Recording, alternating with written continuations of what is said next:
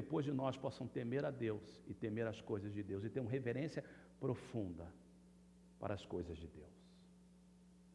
Então, nós precisamos de ser reverentes.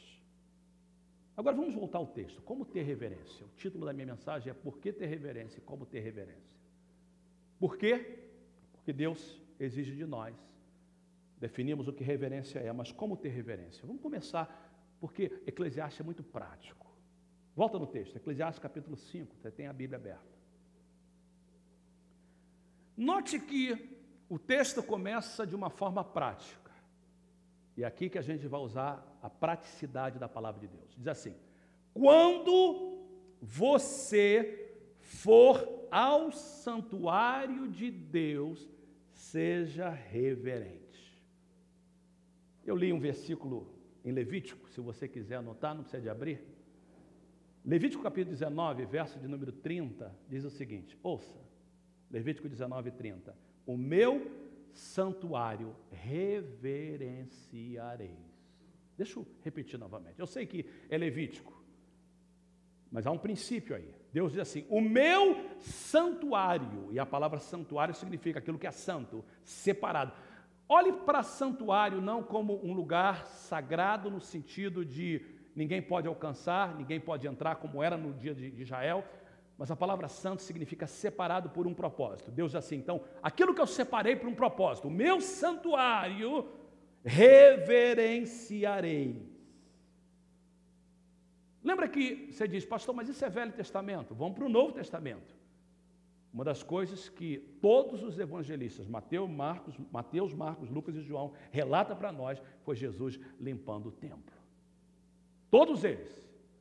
Jesus entrou no templo e viu as pessoas dessecrando o templo, profanando o templo, vendendo dentro do templo, usando o templo de forma errada. A Bíblia diz, é o único momento que diz que Jesus teve ira. Ele irou, mas não pecou. Mas ali claramente diz que Jesus ficou dentro dele. Ele moveu uma grande ira. E ele saiu e limpou o templo e disse, a minha casa será chamada casa de oração para todos os povos. Então, eu leio em Levítico, o meu templo reverenciareis. Eu leio em Mateus, Marcos, Lucas, João, Jesus limpando o templo. Eu leio em Eclesiastes 5, guarda o teu pé, seja reverente quando entrares na casa de Deus, no templo de Deus. Você diz, pastor, isso é uma referência ao templo de Jerusalém. Como é que se aplica à Igreja Mensagem de Paz no ano de 2011? Duas formas. Primeiro, se aplica no fato que a Bíblia diz que nós somos o templo do Espírito Santo. Eu sei disso, claro que aplica nisso. Então, porque eu e você somos o templo do Espírito Santo, nós temos que reverenciar o templo do Espírito Santo, que é o nosso corpo. Por isso que temos que viver em santidade, que foi a mensagem da semana passada. Por isso que a gente trata desse corpo, é por isso que a gente cuida desse corpo, a gente dorme, a gente come de forma equilibrada, dorme de forma equilibrada, não prostitui esse corpo, não peca com esse corpo, não vive bebendo, fumando, em droga. Esse corpo é o templo do Espírito de Deus. Amém? Mas eu penso que vai mais do que isso. Eu penso que também nós podemos dizer que os templos que nós separamos para Deus também faz parte da casa de Deus. Ou seja, a igreja somos nós, mas nós nos encontramos dentro de um prédio que foi separado para Deus. A história desse prédio é maravilhosa. Eu recebi uma ligação essa semana, uma senhora que é líder da Sociedade Histórica de São Francisco. Ela disse assim, pastor Fernando, eu estou ligando para o senhor para convidar o senhor poderia vir e falar um pouco sobre esse templo, a história desse templo, e o que o senhor tiver no coração, o senhor pode compartilhar? Eu disse, claro que posso. Quanto tempo você vai me dar? Ela disse, 10 minutos. Eu disse, tá bom, eu uso os 10 minutos. Aí você pensa como o americano pensa mais avançado que a gente, então ela falou assim, mas eu gostaria que o senhor tem coral na sua igreja? Eu falei, tenho. Ela falou, você poderia trazer o seu coral também para cantar? Eu falei, vai fazer parte dos 10 minutos? Ela, não, é fora disso. Eu falei, tá bom, posso levar o coral. Aí eu falei, o que você quer que cante? Ela disse, música de Natal. Aí na minha cabeça eu fiz assim, música de Natal, estamos em janeiro. Aí eu perguntei, mas quando é isso? Ela falou, 16 de dezembro desse ano. Eu falei, amém, pode marcar, a gente vai preparar. Então já está preparado, 16 de dezembro desse ano está marcado. Eu gosto do americano é tremendo, né? Eu estava falando ontem com a Renata a respeito disso, porque a gente está trabalhando, só um parênteses, a gente está trabalhando no culto inglês, e a gente está preparando berçário, classe de crianças, e algumas pessoas que trabalham no berçário, na classe de crianças, assim, mas eu estou aqui, mas não vem ninguém, é porque a gente está preparando para o futuro, para quando vier, a gente já está aqui. Essa é a diferença da mentalidade brasileira e da mentalidade americana. O brasileiro tem primeiro a necessidade e depois preenche a necessidade. O americano não, ele se prepara antes que a necessidade chega. Por exemplo, você vai no morro aqui, qualquer morro aqui de São Francisco, lá em cima já tem esgoto pronto, porque eles sabem que um dia eles vão construir uma casa lá em cima. Então já está pronto. No Brasil, constrói a casa primeiro e se der um dia faz o esgoto. Eu sou brasileiro, eu posso falar. Vamos voltar aqui para a palavra de Deus. Então ela nos convidou para 16 de dezembro de 2011. Marca no seu calendário, Fernando, já está marcado. Era uma segunda-feira, eu acho que é 16 de dezembro, é em dezembro.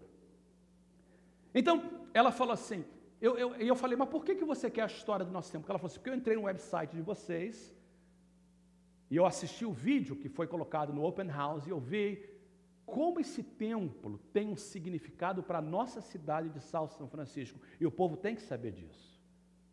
Então esse templo foi construído por um grupo de pessoas que separou esse templo, que sacrificialmente construiu esse templo, e nós hoje somos os mordomos desse templo. Não somos donos, somos o mordomo, o templo é do Senhor. Mas Deus nos deu a responsabilidade de ser mordomo desse templo. São José nós temos um, e as outras igrejas nós usamos de outros. E eu creio que isso se aplica a isso. Essa reverência prática. Quando você for ao templo, tenha reverência. Eu sei que algumas pessoas me chamam chato, e algumas pessoas já falaram isso na frente, na minha face. Mas o senhor é chato. Não podemos fazer nada na igreja, não pode pendurar nada na parede.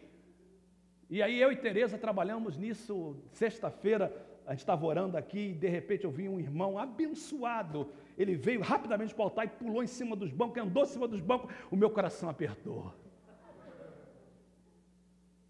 Eu acho que a gente tem que entender que essa reverência é prática. Ao meu santuário reverenciareis. A casa do Senhor é importante, irmãos.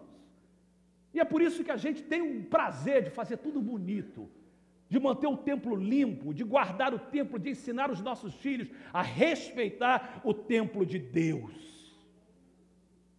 Pastor Max falava, e Tereza entende, quem foi católico sabe disso, que na igreja católica há esse sentimento de reverência.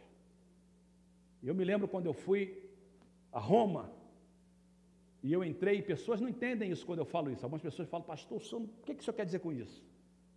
Eu posso só tentar explicar. E quando eu entrei na Basílica de São Pedro, que foi uma basílica construída séculos atrás, com o objetivo de demonstrar a grandeza de Deus. O homem estragou tudo.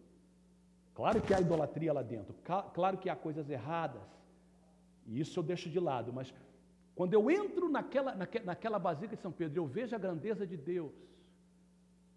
Quando você entra numa catedral, como Notre Dame, em Paris, ou qualquer outra catedral, você tem aquela ideia de santidade. E os católicos são muito mais reverentes na igreja do que nós protestantes, do que nós evangélicos. Isso está errado. Está certo eles serem reverentes, mas nós temos que ensinar. Quando eu era criança, eu me aprendi que o templo é a casa de Deus. Irmãos, na minha igreja, como criança, ninguém subia no púlpito. O púlpito era chamado lugar santo. O altar era lugar santo. Eu fui criado na Igreja Batista e depois na Assembleia de Deus. As duas eram igual. E eu gostaria que a gente estivesse restaurando essa reverência dentro do templo, irmãos. Ensinar os nossos filhos que aqui é lugar da casa de Deus, aqui é lugar para a família, aqui é um lugar em que a gente quer se sentir bem, mas aqui é a casa de Deus. Amém? Ensinar a respeitar a casa de Deus. Ensinar